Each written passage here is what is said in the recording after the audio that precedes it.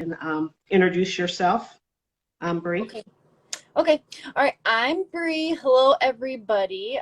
So I am also a life coach, and um, a few years ago, um, I had met a guy, obviously, and was in a relationship with him. But at the time, I was a health and fitness coach. And so since leaving that relationship, I now help women recover from toxic and abusive relationships in all different ways. And the more I grow, the more my practice grows. And I love to help women all around, just in loving their bodies and their health and fitness journeys and their mindset and their emotional health and their spiritual health and all of that stuff. So it's really hard to give me a label, but I love to work with women to help them gain confidence, to help them love themselves, to help them get in touch with themselves and actually meet who they really are and grow from there and build a life after toxic and abusive relationships. Because I know the number one thing for me after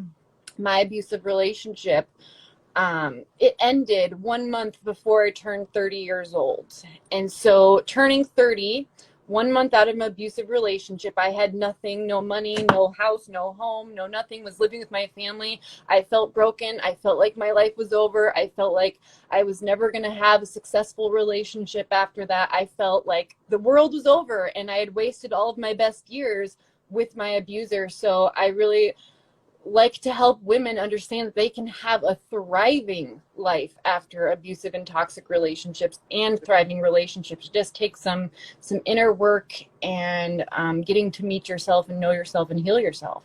And talk about, I was going to ask you, how did you know that you were in abusive? Because a lot of people, they can be in an abusive relationship and really not identify to it and not realize it. Yeah, So can you talk 100%. about the relationship that you were in? I remember specifically, so growing up, I like through college and stuff, I'd been in like toxic relationships where verbal abuse was happening, like the games were being played, all stuff like that. But I didn't identify it as toxic or even abusive, really. And so in this, my most recent one, the main abusive one that involved physical violence, um, even when he was physically hitting me, it did not hit me that it was abuse yet. And I just remember one day, and this is after he had already been physically abusing me, I Googled what a narcissist was because I didn't even know what a narcissist Yeah, was. right. And so many people that have talked about this, they're like, yeah, I remember when I first saw that too. And I was like, whoa. And so I saw what a narcissist was and I was like, oh crap, I am in an abusive relationship. And then it hit me. I'm like, of course he physically hits me. And like, it wasn't light physical abuse, but at the time, it was just like, that's who I thought he was. And he was always so sorry. And that it was like an accident. And so I associated like physical abuse with someone coming home drunk and beating you up. And his was more of like fits of rage and anger and things like that. So it took a minute for me to connect. And I know that sounds silly for someone that maybe hasn't been in that situation, but it took a minute for me to connect that this is not healthy and this is not how a partner should be treating their partner. hmm And I think what we need to explain, there's so many different types of toxic relationships, even the verbal abuse, the emotional abuse, anything that you feel uncomfortable with or where you can't be yourself in a relationship and you feel like you're walking on eggshells, that's a toxic relationship. And Yeah. myself, it took me years, and that's part of, I was going to say, my wife's story. I went to, especially my first marriage, I got married when I was very young, and it was very, put it this way, even while I was dating, I should have never got into the relationship. Like you say, Yeah. I think sometime as young women and even with teenage girls, there's domestic violence arise in teenagers. Yeah. I think when they think their partner is hitting them, it's a sign, oh, he must really love me or he must really care about me or Mm-hmm. else, and Mm-hmm. to me, I think that's where it starts. We have to draw the line because it's not a sign, it's a problem. It's a pattern. That's a red flag. Yeah. Yep, absolutely. It's a red flag. And yeah, that's exactly what you mean. When I was younger and in high school, it was like we had these passionate fights. And so, like, we were just so in love with each other. We couldn't help but get so angry at someone for not calling them back, type of thing. And Mm-hmm. yeah, and there is, like, I forget the statistics of how many people in high school under the age of 18 actually experience some type of abusive behavior, whether it's verbal or emotional abuse. And I think this is our own pandemic of toxic relationships, because no one's been taught how to have healthy relationships. And most of us are getting our examples from reality TV and our parents, and not even a lot of our parents have healthy relationships. So I really feel like there needs to be a lot more education on just what a healthy relationship is, because if you've never experienced it, you continue accepting less than what is love. Mm-hmm. And you're right, it's narcissists, they're toxic because they like to date. I know this, they're so full of themselves. They Yeah. will normally try to go to find someone who they feel that's beneath them. Yeah. And when they get in those type of relationships, it's all about them taking control Yeah. of that person, of their mind, to make so they can feel inferior to that person. And it Yeah. starts mainly, all abuse starts with the verbal abuse and not making you feel good about yourself. It can be something that's like, even if like a guy was to, if you put on a nice dress and you think you look nice, and he may say something like, oh, you're too big for that dress, or, do you think you should be wearing it? Some way to belittle you. Yeah. That is abuse. It starts, especially when it's constant, and it's that way of beginning to let that person take over and to Yeah. start to control you. Yeah. Yeah.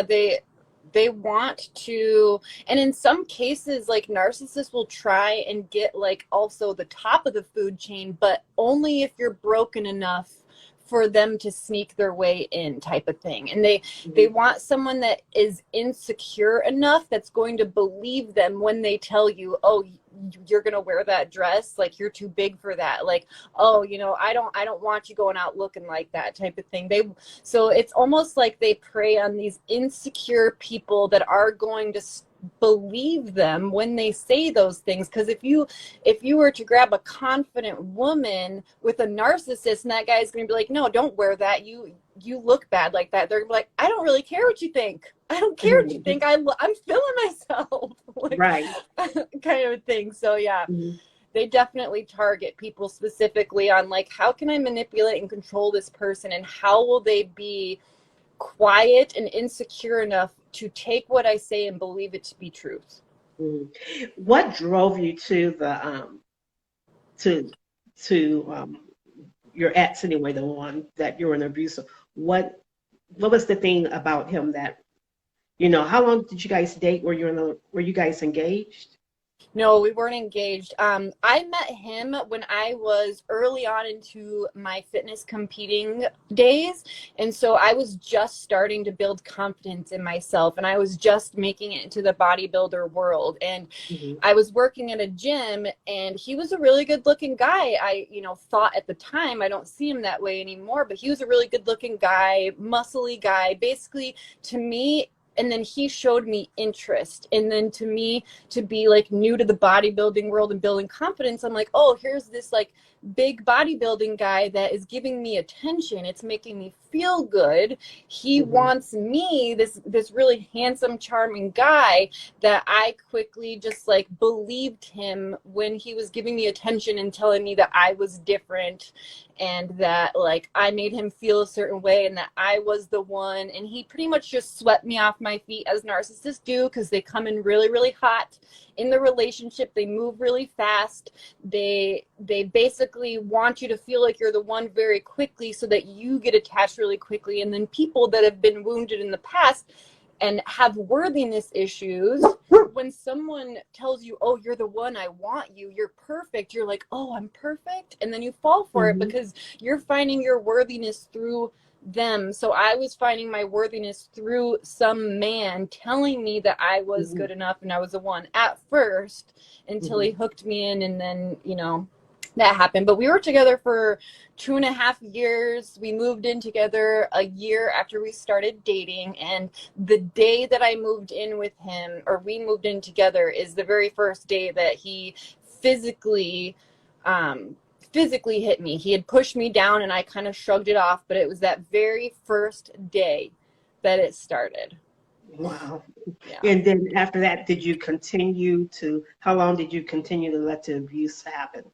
Yeah, so we were together for a year and a half that we lived together. And I mean, up until the very last day that I left, I mean, the day that I left, I had a busted lip and self-tanner cracked open all over my face. And so it was very frequent. It happened for a year and a half and just continuously got worse and worse and worse. It started with little pushes, and then it started with grabs, and then it started with like dragging me by my hair and choking me out, hitting me with things, and then kicking and hitting and punching and suffocating and all of those things. And every single time it happened, it was one of those things where it's like, I'm so sorry, I'm gonna do better, you shouldn't have got me that angry, I'm so sorry, how could, like, it's your fault, like, you can't talk back to me like that, you can't do that, because then I'm gonna need you. It makes me so angry and turns the blame on me. So part of me believed, like, well, what am I doing wrong? Like, what am I doing wrong that, like, I'm making this person so angry? What am I doing wrong that I'm making this person like hit me? Like it, and so I was walking on eggshells. And this is what happens: is you walk on eggshells, Yeah. trying so not to piss them off, to make them react to you, that you start to lose yourself because you're so worried about making them angry and making them react. But really the problem is within them, and you will never be able to do enough right things for them not to hit you or emotionally or verbally abuse you. There's nothing that you can do right because it's all coming from them. Linda, hi Linda. She says on the thing, she says, I've been there and always thought he would change, Yep. but the beatings got worse. And that's so true. And that's I think that's what it is. We hope for change. Yeah, we And want them to. that's one of the things that I was going to say. When you get out of those relationships, like I had to take a self-healing journey. But one of the things I wrote down was boundaries. Any relationship I get in, if I see any of those red flags, or if that person crossed those boundaries, I know that's not the relationship for me. And it's going to be, because when a person show you who they are the first time, you have to, like Maya Angelou would say, you have to believe that person. Yep. That's just not by, a person will put on their, I always say a person will put on their best behavior. They'll put their a false identity on for at least 6 months. That's why I say, when you get in a relationship, you can't just, I know you hear about online dating all the time and people get married, meeting their spouse. I mean, that's not the norm, but you really have to give that person time, a chance to get to know that person. Yeah. Because they can fake it for 6 months and put on the false. But when you start to see those red flags, then that's a sign. Yeah. So there was a comment that says, do you ladies believe that you often try and hide the abuse of the aggressor to protect them? I definitely did. And in fact, after I left my abusive relationship, my family really wanted me to report him to the police. And at that time, initially when I left, I didn't report him. And part of that was because I didn't want to cause him pain. I didn't want him to go to jail. I didn't want him to get in trouble. And so initially I didn't report him. I did end up reporting him about 6 months later because I found out he was beating another woman. So that was like the lesson for me, was like, I still at that time didn't want to hurt him, even though he hurt me, but I absolutely had to do something, and had to this time, because if I didn't, he was going to keep doing it to other women, just like he kept doing it to me, because I just wanted to walk away. And I didn't want him to get in trouble. I feel like my thought was, I can't live with myself if some person is sitting in jail for me. And that's really wounded thinking, because it had nothing to do with me. But definitely, I know there were lots of points where I wanted to protect him. I didn't want my friends to know that he was that way, because I didn't want them to know that I was staying in a relationship like that. And you hide it for a lot of reasons, and a lot of it is because of shame, and you feel guilty. You feel Yes, guilty. she just asked, Yummy 78 just said, was there embarrassment? Um, Absolutely. Yeah. oh, yeah, I think that's the main thing. You go through a lot of things of shame and embarrassment, and you don't, to me, I did hide it. I didn't want people to know what was really going on, but, and it's sad because I stayed in an abusive marriage for almost 11 years, and it actually had an effect on my children. Yeah. Just being in an abusive relationship just don't affect you. It affects your whole family. You Yeah. know, Sure you does. find yourself covering up for the abuser. Then, if you have extended family members that's involved, everyone gets involved. And I want to just say for the records, we're not just talking about men. There's also women that can be abusive. I don't Yes. think no one, even a woman who's nagging all the time and putting down her spouse or her boyfriend, or, pushing and shoving him, that's abuse and that's toxic.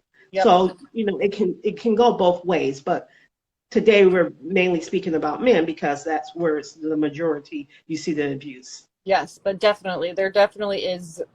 I've definitely had men reach out to me and tell them their experience, and it goes both ways. Toxic treatment is toxic treatment, whether you're a female or a male. You don't get away with it just because you're a Right. female. And it's just as bad to have a female hitting you as it is to have a male hitting you. So I'm glad Mhm. that you said that, because I definitely like to acknowledge that too. So Mhm. that was good. Yeah, 'cause especially like right now with COVID-19, I actually feel sorry because I know there's a lot of domestic violence going on, with people, their stress levels are up, and they, I mean, you have people taking their stress out on their partners Yeah. or their children, on their family. They become the target. Um, Yep. but what made you, Bree, take the steps? Where did you finally draw the line and said enough is enough, that you found enough confidence and strength to walk away from the relationship? Yeah, yeah. So for me, the last 2 weeks were very, very, very difficult. The abuse was happening like back to back days, and it was like very aggressive physical abuse at that time. And then one time it was so bad, I escaped to my friend's house. So that was my first cry for help, was actually telling my friend, like, he had hit me and bruised me so bad that I went and stayed at her house because I felt unsafe. So that was my first initial attempt to get out, but I did end up going back after that, which I ended up leaving 1 week later because he continued the abuse. And the very last straw was just another physical attack. And I was so hysterical. I drove over to my family's house, told them everything. Essentially, it was just, I was totally beaten down. I couldn't do it anymore. I was totally terrified. I thought he was going to kill me. And so I finally just told the people that I knew loved me and that I can trust to help me. So it was I'm mostly a trying to read that breakdown. question. Someone has a question they're asking. I can't see that. It Craig. says, I'll read it. It says, what are your thoughts on manipulation in relationships? And someone that says, well, you just need to do this and it will get better. You continuously do more and you're continuously shamed. Yeah, so we talked about that a little bit earlier, and Mhm. that's not healthy communication anyways, and not a healthy partner bond, because they're essentially telling you that you need to change something in order for them to be happy. But ultimately that's not how it works. I mean, you can have communication in a relationship and say, we're having some difficulties in this area, is there anything that we can do to find this to work better together? But if someone's telling you that you need to change and you continuously try and appease them and it doesn't make them happy, and they keep trying to tell you that you need to change, that's just them looking for a reason to, I mean, that's essentially abuse. That's them taking advantage of you. That's them not owning responsibility for themselves. That's you having to walk on eggshells trying to make someone happy that can't be pleased. And one of the things I was going to say, first, when you're in a relationship, you have to maintain your individuality. You should never change yourself for another individual. I mean, unless you have some bad habits, then I would question why you're in the relationship anyway. But when you come into a relationship, you come as yourself. You come as your individuality. So when you start, and that's a red flag when someone starts to try to change you. Now, Yeah. if they're trying to change you for the better, that's different. But if someone's basically trying to change the way you look, you dress, the way your personality, then that's control. Yeah, As we were absolutely. talking about earlier, that's control. And I would question why the person, I think who was that answered the question? Greg, Craig. is there a reason why Hi, they're, Craig. do you know that person? Yeah, yeah. Oh, okay. I was going to ask, do he know the reason why he's trying to, why they're trying to get you to change? Or is he talking on be like third party? I think he's out of that relationship. I think he just kind of wanted to get confirmation on what we thought about that. Oh, For okay. sure. Which definitely, yes.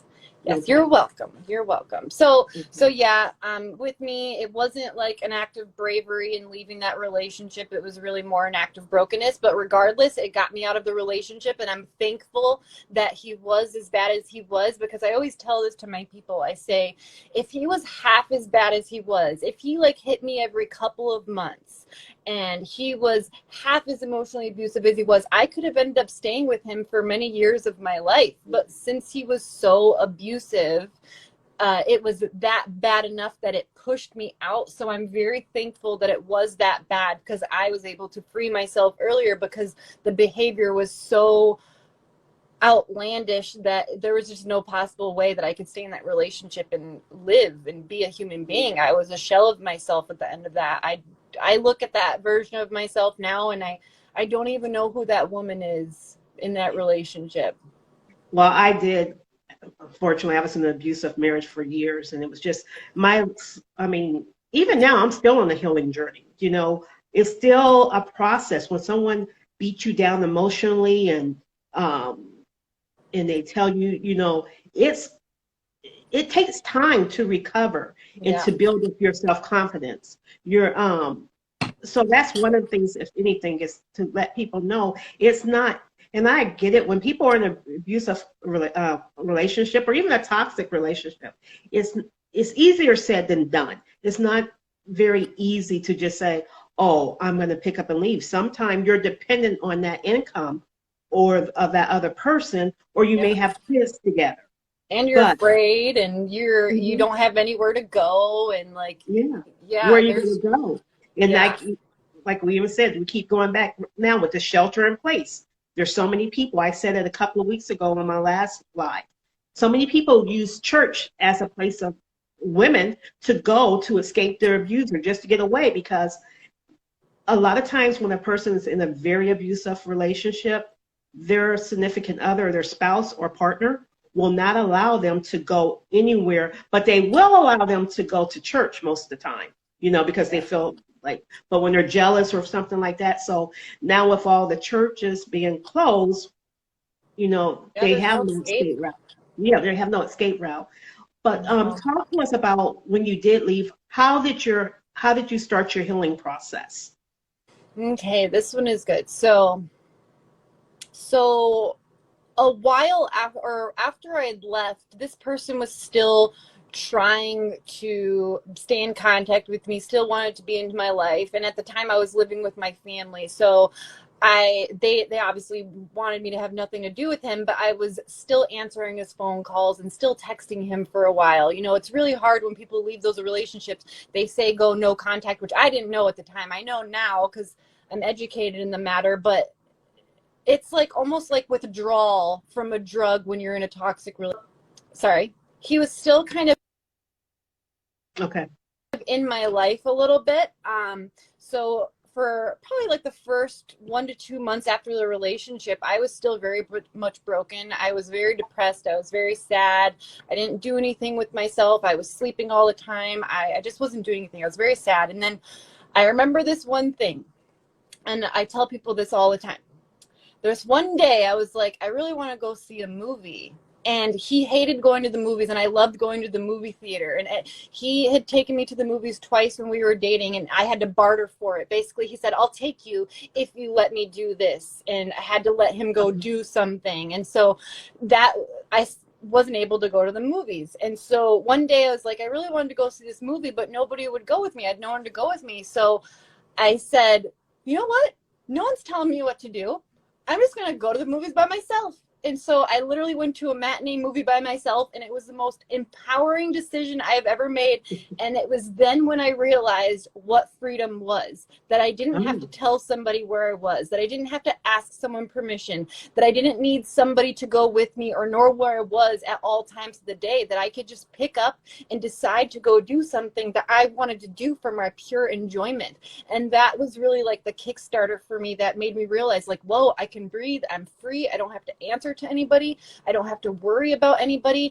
And so I just started deep diving into reading books about abusive relationships and reading personal growth books and listening to podcasts and diving deep into spirituality. And it was like a deep dive where I just started pouring more energy into me and less into him and my past and that, and pushed him out of my life while I focused on building me up and loving myself and building my life moving forward without him. So it was just a transfer of energy from focusing on him and my past to now focusing on who is Brianna, what am I doing with my life, how can I heal myself, how can I become the person that I want to be, how can I build the life that I want to be, and how can I just be free and do what I want.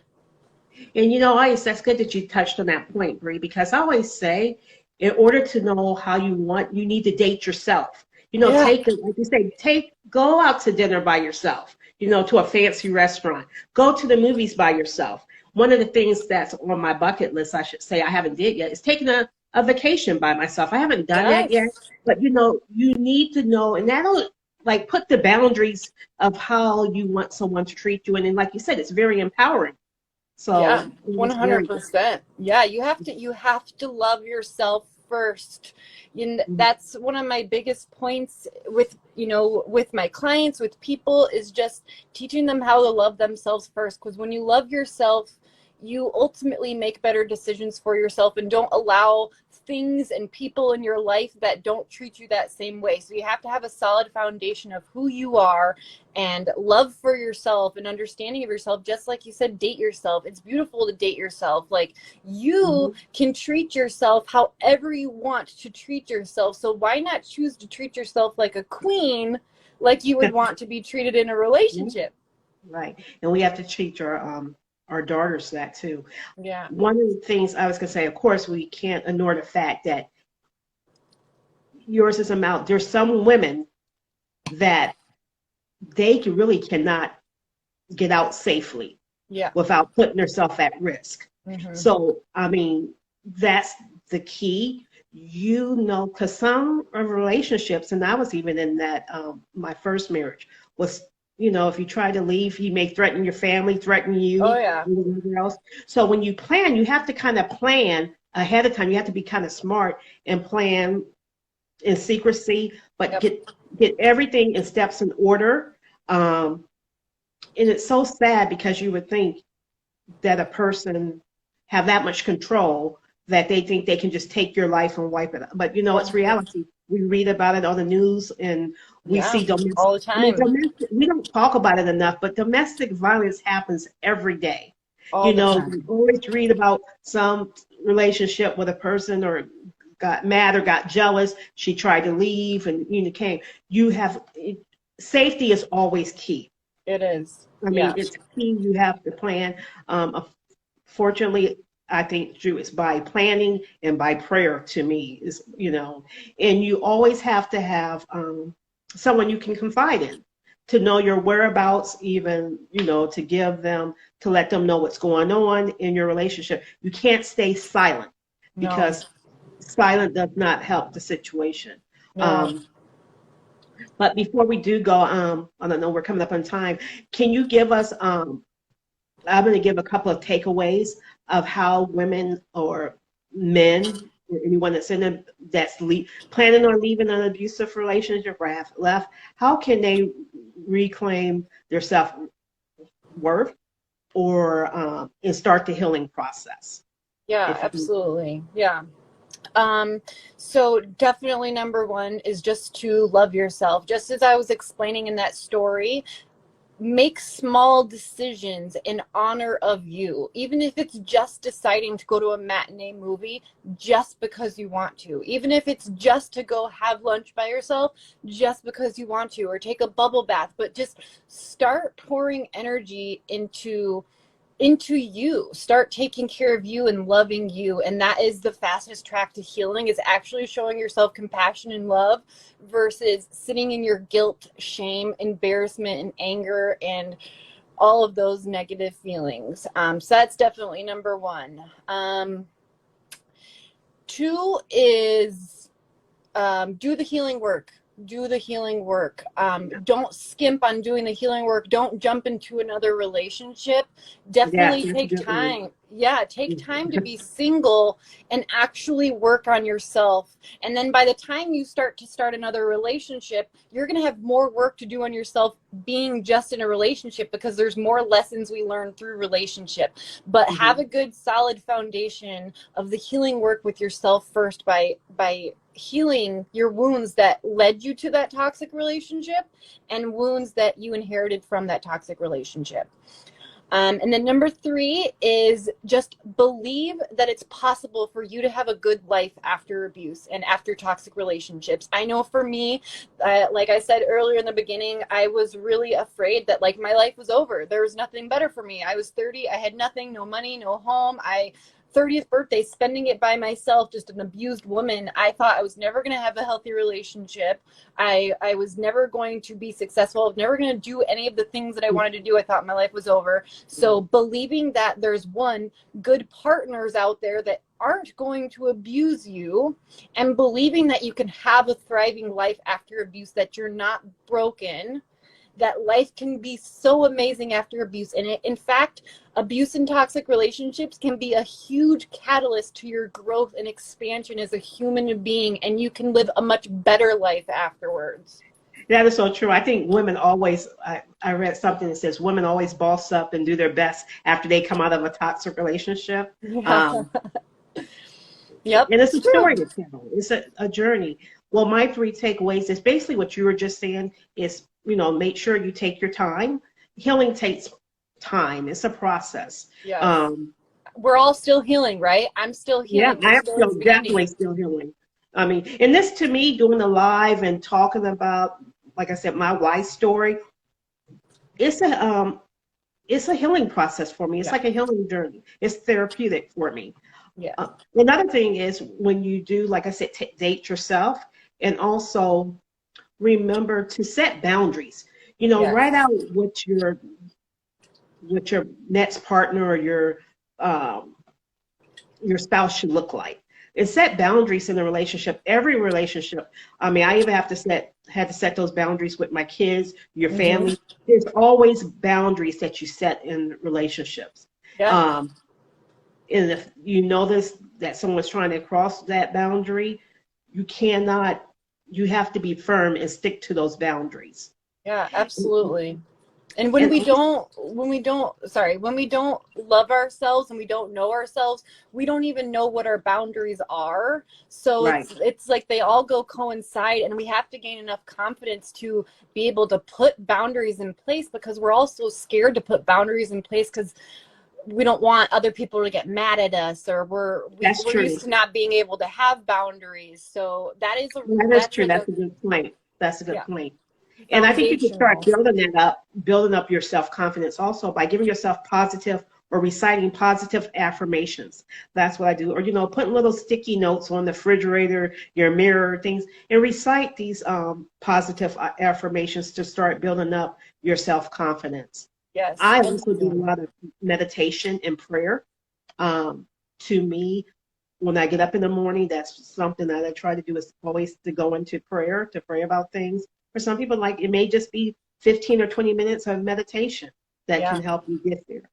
Meditation has been like a whole other level of healing for me. And I see you burning your incense.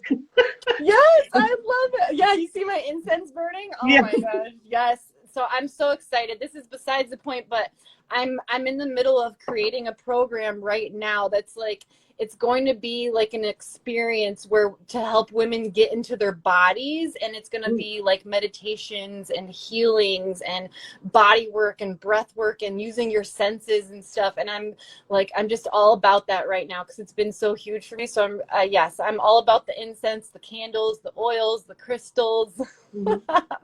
And before we close out, that's one of the things I was going to say. Can you tell, in closing, is tell people how to get in touch with you, how to follow you? I think you even have some type of Facebook group. Is that correct? Yes, yes, ladies, I have a Facebook group. My Facebook group is for the ladies, but men, you can follow me on Instagram. You can friend me on Facebook. But ladies, Facebook group, it's called Sir Thriver Movement. I will post something up in my stories on Instagram after this so that you could just swipe up and go to it. But Sir Thriver, so kind of like Survivor, but Sir Thriver, like you're Oh, thriving. Yes, movement. So that's the Facebook group. I go live in there all the time. It's amazing. The women in there are amazing. And so you are free to welcome and request to join, and I will have you in there, no problem. And then you can follow me on Instagram and Facebook. Great. Okay. Is there anything in the works in the future coming up for you? Are you writing any books or anything? Not right now. I think that I would like to do that and obviously speak on stages, maybe in schools, because like I was kind of saying earlier, I think it's really important to get education on healthy relationships. So why not start with young kids and teach them how, you know? So, but right now it's just mainly working with women, helping heal women in person and live over the internet, like in person over the internet type of thing. So again, I'll give the way you can get in touch with me at Shauna K Love Life Coach. And again, if there's someone that's going through, just needs someone just to talk to that maybe experienced some type of abuse or toxic relationship, or if you just need to reach out, you can find me.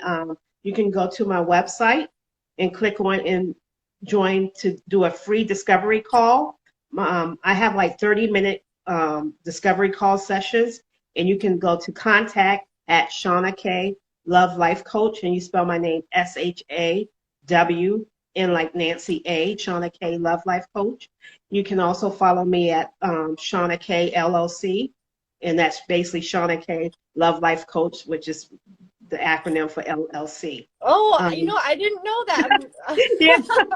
Okay, Yeah, cool. yeah, Love Life Coach. Also, I just wanted to let everyone know if you are in any type of danger or you're experiencing any type of, make sure you call the police or authority. Your safety is always more important than anything. And you can contact the domestic violence hotline. I think the number is 1-800-799-7233. Again, that domestic violence hotline number, if I'm not, is that correct, Bree? It's 1-800-799-7233. 799-7233. And you can also, when you call contact domestic violence, you can also reach out, send them a text, and you can also contact them by going online and doing a chat with them and remain anonymous. But, you know, like I said, it's always on top of everything. It's always, safety is always key. Yes, absolutely. Definitely. I know that we didn't get to talk about like how like but I was in the process of making a plan to leave, so I wanted to make note of that like, yeah, that has to happen. Sometimes you have to come up with a safety plan in order to get out of there safely. I didn't have to use it, but you should have one. You should have one, and the people at the domestic violence hotline and stuff, they can help you set those things up. Did anyone have, I mean, I guess we'll ask anyone, I guess if anyone had any last minute questions, that's any of our viewers or. Yeah, and Linda said, thank you so much. Thank you, girls, for your awareness is so important in telling your stories. You inspire me. I'm finally starting to love myself. It took years to learn. I don't need a relationship to validate myself. You sure don't. Validate yourself right here. I think this question was for you. Same day as, have you ever been in another abusive relationship after the one you left? And were you scared to be in another relationship after Oh, okay. Good question. So no, after that abusive relationship, I did not enter another abusive relationship. I did, however, meet my now boyfriend, who is the most amazing man in the entire world. We have a beautiful, healthy relationship. It's absolutely, I've never thought love like this was possible or treatment from a man like this was possible. So I spent my whole life being in toxic, like not very great relationships, and that abusive relationship that I was in was the final straw that gave me the lessons I needed to look at what I needed to change about myself and how I needed to heal in order to be available for a healthy relationship. So 6 months after I left my abusive relationship, I met my now boyfriend.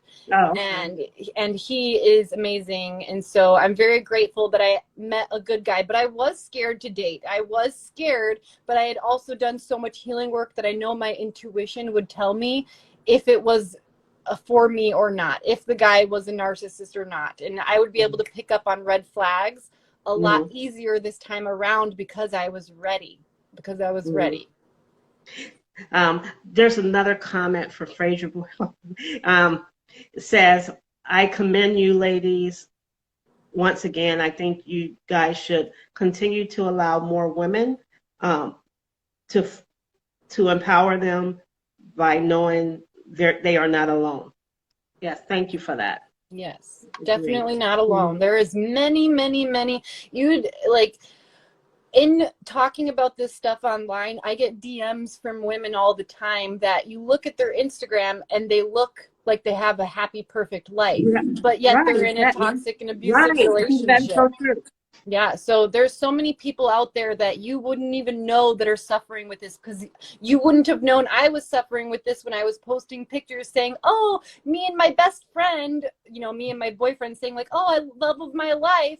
That wasn't true. That was just me putting on the facade for social media. So you have no idea who's hurting behind the scenes and who's trying to perpetuate a life on Instagram that isn't true because they can't share the real truth. So just sharing stuff, talking about toxic relationships and domestic violence might get into the right person's hands that you would never guess needed it. So it's always good to share and be open about this stuff. All right. Well, thank you so much, Bree. We'll have to do this again shortly. Yes, thank you. Thank you. Sometime in the near future. But thank you so much, and have a good evening. Thank you, everybody. You have a good evening too, Shauna. Thank you. Bye-bye. Bye-bye. Bye.